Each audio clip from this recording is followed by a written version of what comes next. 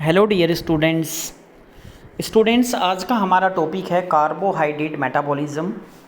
यानी कि कार्बोहाइड्रेट जब हम खाते हैं लेते हैं बाहर से, उसके बाद हमारी में इस बॉडी में इसका मेटाबॉलिज्म कैसे होता है, इसकी कितनी साइकिल होती हैं, ग्लाइकोलाइसिस क्या होता है यानी कि ब्रेकडाउन ऑफ द ग्लूकोज। इस टॉपिक में हम कार्बोहाइड्रेट मेटाबॉलिज्म के बारे में आपको बताएंगे। इसमें हमारे कंटेंट्स हैं। पहले हम इसमें इंट्रोडक्शन करेंगे, फिर न्यूट्रिशन के बारे में कुछ बताएंगे, उसके बाद कार्बोहाइड्रेट्स के बारे में, उसका क्लासिफिकेशन हमने पहली स्लाइड में पढ़ लिया था, थोड़ा सा बताएंगे बस। उसके बाद फंक्शन, कार्बोहाइड्रेट हमारी बॉडी में क्या फंक्शन करता है, उसके बाद उसका मेटाबॉलिज्म क्या होता है और मेजर मेटाबॉलिक पाथवे क्या क्या होते हैं कार्बोहाइड्रेट के, उसके बारे में हम स्टेप वाइज जो है इसमें आपको बताएंगे। ये इंट्रोडक्शन है। मेटाबॉलिज्म कार्बोहाइड्रेट का कैसे होता है हमारी बॉडी में, तो उसकी जो साइकिल होती है उस साइकिल के बारे में हम आगे स्लाइड में आपको इंट्रोडक्शन करेंगे, बताएंगे। इसमें डेली इनटेक कार्बोहाइड्रेट कितना होना चाहिए, ये न्यूट्रिएंट्स जो क्वांटिटी पर डे इसमें लिखा हुआ है। एनर्जी चाहिए हमें 8700 किलो जूल्स, हमें इतनी एनर्जी की ज़रूरत पड़ती है।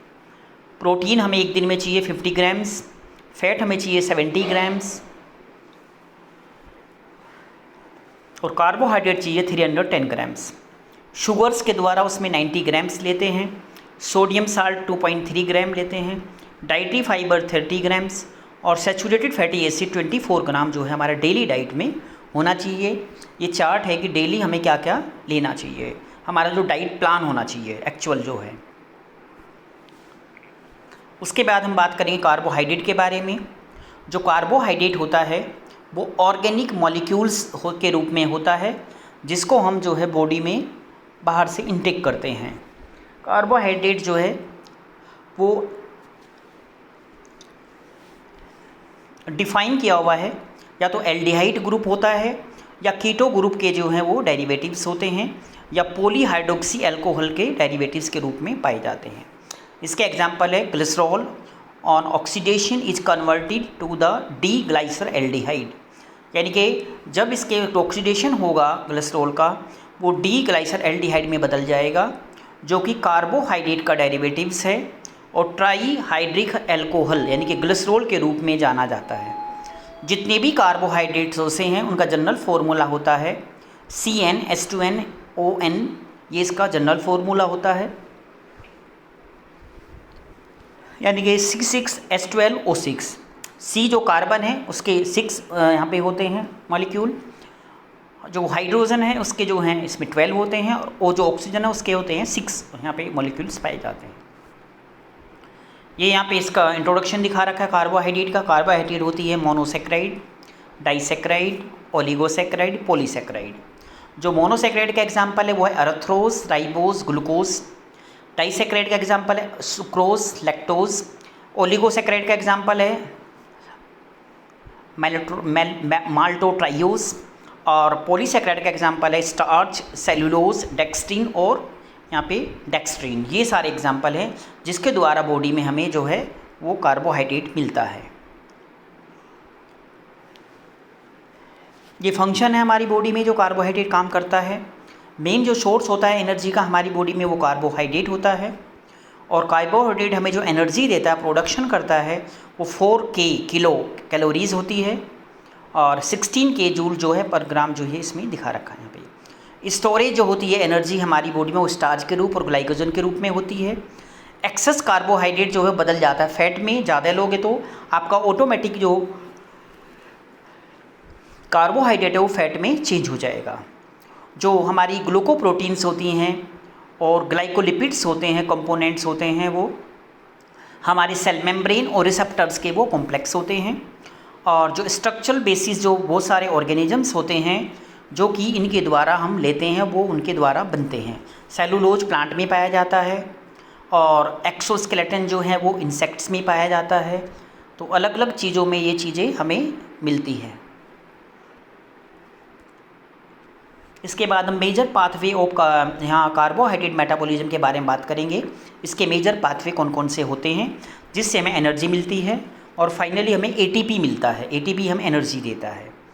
इसमें होता है glycolysis, break down of glucose, citric acid cycle, gluconeogenesis, glycogenesis, glycogenolysis, HMS यानी कि hexose monophosphate shunt, uronic acid pathway, galactose metabolism, fructose metabolism, amino sugar metabolism, ये सारे के सारे इसके मेन पार्ट होते हैं।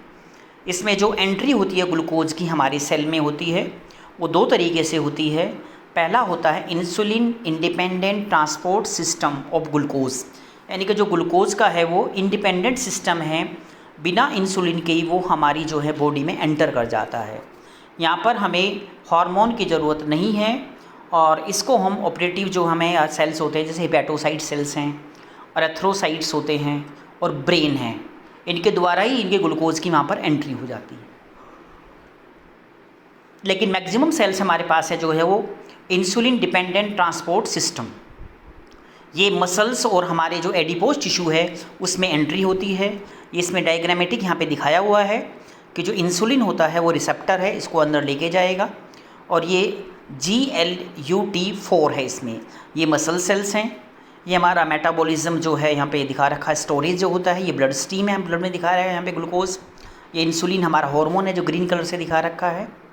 और 2 टाइप्स का जो डायबिटीज़ जो मेलाइटस होता है, यानी कि जो बीमारी होती है शुगर की 2 तरह की होती है। एक डायबिटीज़ इंसुलिन डिपेंडेंट होती है और एक इंसुलिन नॉन डिपेंडेंट होती है, जो कि वो टिश्यूज़ में हमें दिखाई देती है।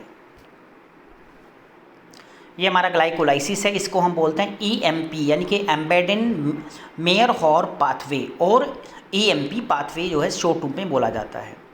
ग्लाइकोलाइसिस जो है एक ऐसा प्रोसेस होता है जिसमें हमारी बॉडी में ग्लूकोज ब्रेक होता है एक सीक्वेंस में, जिसमें हमारे बहुत सारे जो एंजाइम्स होते हैं वो रोल प्ले करते हैं, और पायरुवेट और लैक्टेट उसका एंड प्रोडक्ट होता है। और उसके बाद फाइनली ये जो है सिट्रिक एसिड साइकिल में एंट्री करके हमें ATP जो है एडिसिन ट्राइफॉस्फेट जो है देता है, जो हमारी एक तरह से एनर्जी सेल्स हैं। ये इसके जो हमारी साइकिल है इसके साइलेंट फीचर्स होते हैं कि ये जो हमारा टेक प्लेस करता है वो बॉडी की सेल के अंदर होता है, और एंजाइम प्रेजेंट होते हैं, वो एंजाइम वहाँ पर यूज़ होते हैं।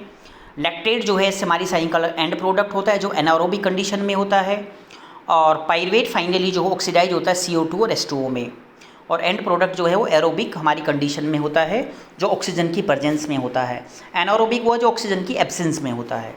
और टिश्यू लेकिंग जो माइटोकॉन्ड्रिया होते हैं मेजर पाथवे, इसको ATP वहाँ पे सिंथेसिस होते हैं। और जो हमारे ब्रेन के लिए बहुत इसेंशियल होता है वो डिपेंडेंट फॉर हमारा ब्रेन ग्लूकोज पे डिपेंड करता है, उसको ज़्यादा एनर्जी की ज़रूरत पड़ती है, सेंट्रल मेटाबॉलिक पाथवे के लिए चाहिए। और जो हमारा जो रिजर्वल जो हमारा ग्लाइकोलाइसिस होता है वो रिजल्ट होता है ग्लूकोनियोजेनेसिस, यानी कि ग्लूकोज को छोड़कर जो अदर हमारे जो कुछ प्रोडक्ट होते हैं वो एनर्जी देते हैं हमें, तो उसको बोलते हैं ग्लूकोनियोजेनेसिस। जैसे फैट से, प्रोटीन से, स्टार्च से हमें एनर्जी मिलती है। तो इसमें जो रिएक्शंस होते हैं ग्लाइकोलाइसिस के, वो एनर्जी इन्वेस्टमेंट फेज़ होता है हमारा, जिसको हम प्राइमिंग फेज़ बोलते हैं।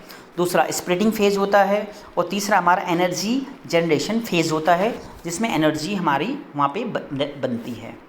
ये यहाँ पे इसमें बताया हुआ है कि जो हमारा ग्लूकोज होता है वो होता है हमारा जो फॉस्फोलिपिड होगा glucose 6 phosphate by hexokinase enzyme के द्वारा यहाँ पे इसको जो फर्स्ट रिएक्शंस यहाँ पे होंगी, उसके बाद सेकंड रिएक्शंस होगी, फिर थर्ड रिएक्शंस, फोर्थ रिएक्शंस।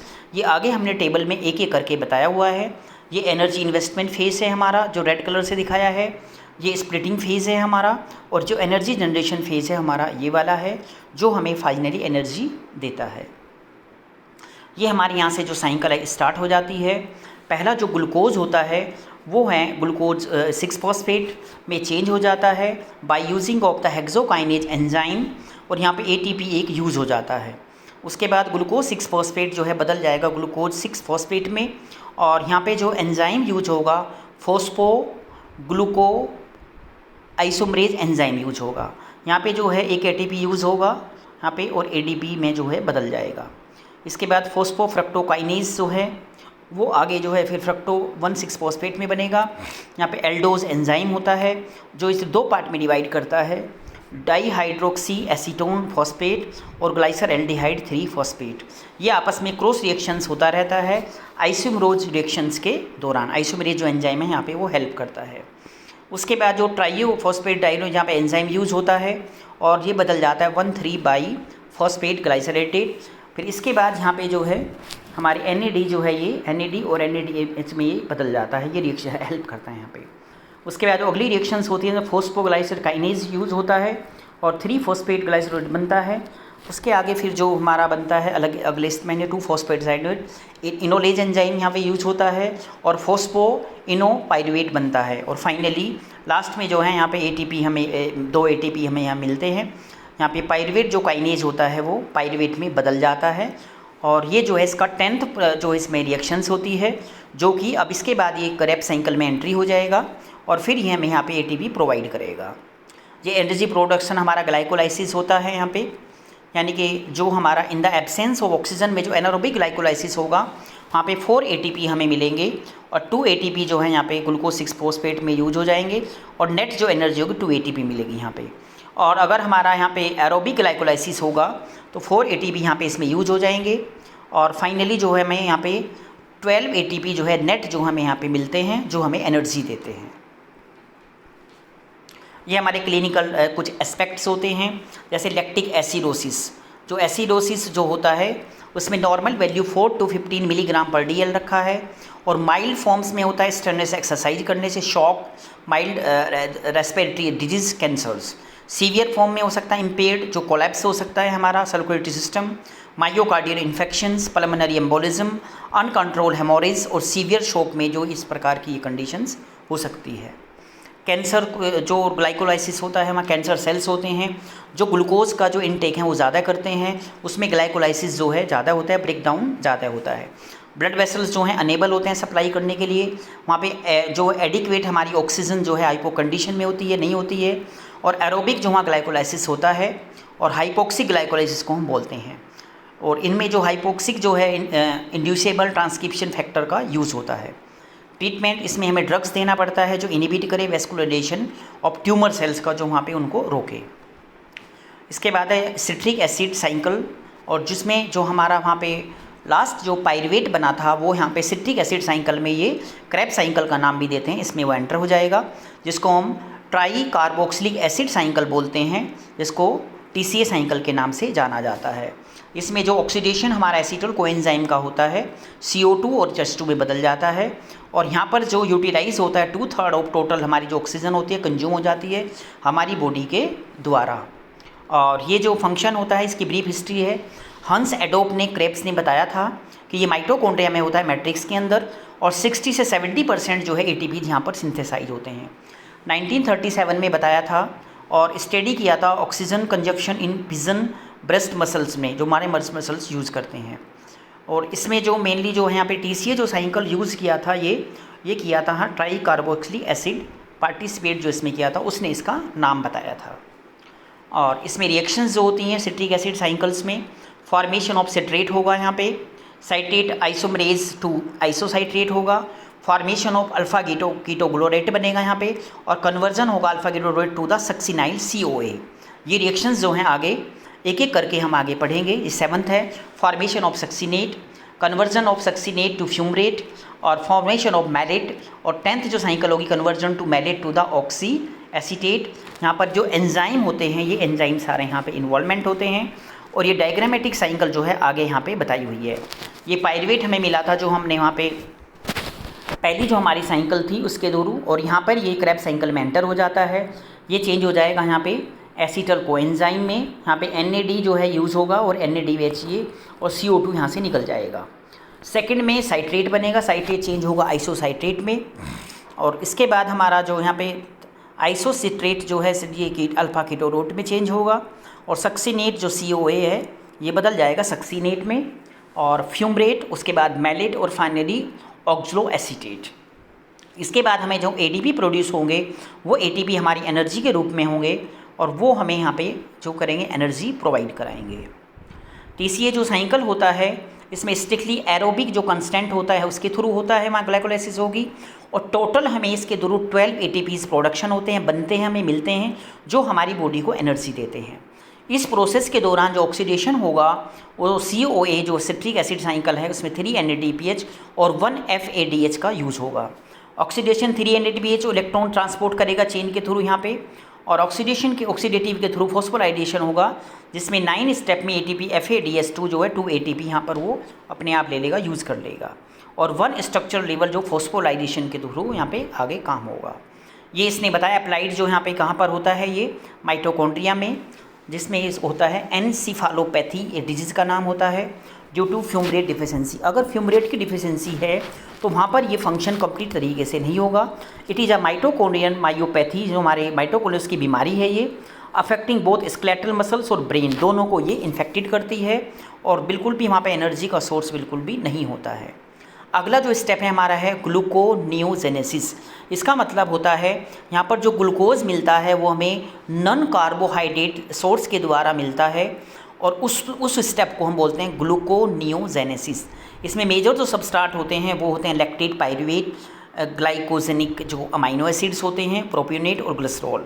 ये जो हैं यहाँ पर अपना पार्ट, ये जो हैं इनके थ्रू यहाँ पे एनर्जी मिलती है। उस प्रोसेस को हम बोलते हैं ग्लाइकोनियोजेनेसिस, फॉर्मेशन होता है यहाँ पे उनका। तो इस सबसे इम्पोर्टेंट जो बात होती है, ब्रेन हमारा जो है CNS है, उनको एनर्जी की बहुत ज़रूरत होती है। वहाँ पे एरिथ्रोसाइट, टेस्टिस, हमारी किडनी, मेडुला जो डिपेंडेंट होते हैं ग्लूकोज के ऊपर, इनको बहुत ज़रूरी सप्लाई देनी होती है। अंडर एरोबिक जो कंडीशंस में होते हैं, ग्लूकोज जो है ओनली सोर्स जो है सप्लाई करता है स्केलेटन मसल्स को, और स्पेसिफिक जो इसमें हमारे जो अदर जो होते हैं बेसल जो हम रिक्वायर होती है हमें पे ग्लूकोज की, फास्टिंग कंडीशंस में हमें ज़्यादा ज़रूरत होती है।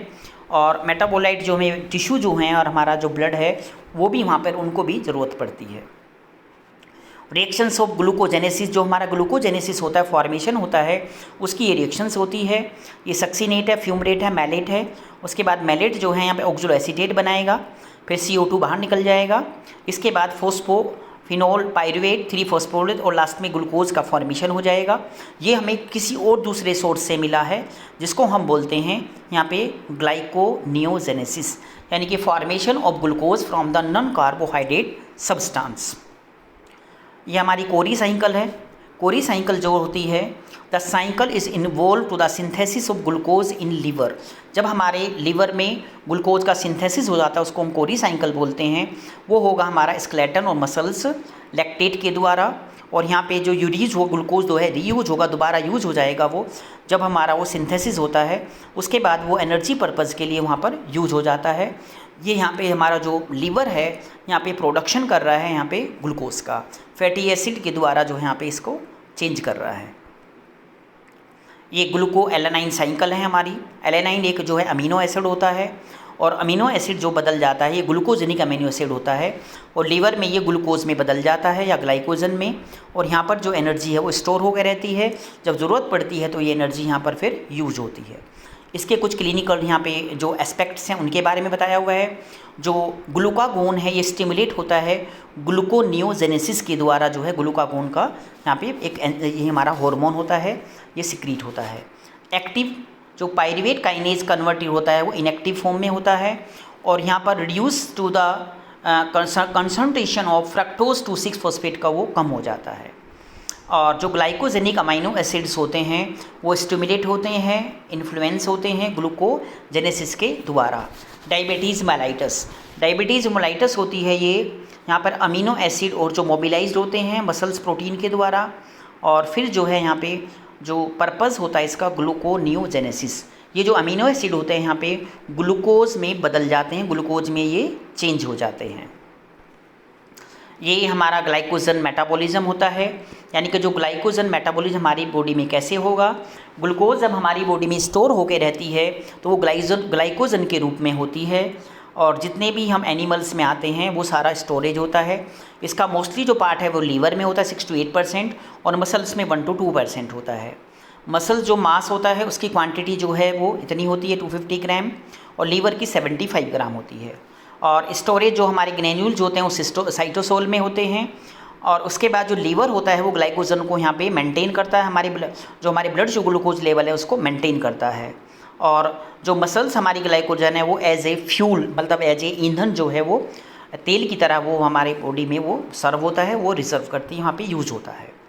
ग्लाइकोजेनेसिस, तो ये इसमें इतने थे, glucose from the glycogen to glucose, यानी कि यहाँ पे क्या होगा, जो ग्लाइकोजन है जब ज़्यादा हो जाएगा या ग्लूकोज की मात्रा कम हो जाती है तो जो ग्लाइकोजन है वो ग्लूकोज में चेंज होना शुरू हो जाता है।